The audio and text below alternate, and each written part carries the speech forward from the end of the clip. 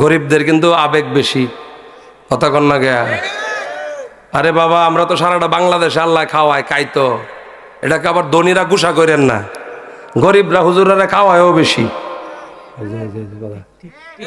এই কন্যা কেন লাগে মেয়া, কারণ হেরা কলজাটা বড়া ভালোবাসা, মারহাবা জুড়ে কর।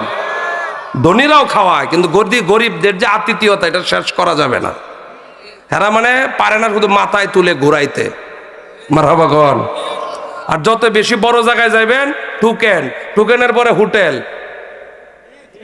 কে বড় জন আপনার গেস্ট হাউসে একটা সিট রাখছে, হোটেলতে খাবার যাবে, আপনি খায়া ঘুমান। আমি শহরেও তো ওয়াজ করি আপনাদের দোয়ায়, মারহাবা জুড়ে বলেন না। যা একটা বাজেট থাকে ওই হোটেলে খাই, আবার একটা রুম ধরা দেয়, চাবি দেয়, থাকলে থাকেন, নয়তো সকালে যান। একটা ছেলে দেয়, এই যে চা কফি এখানে আছে, লাগলে বইলেন।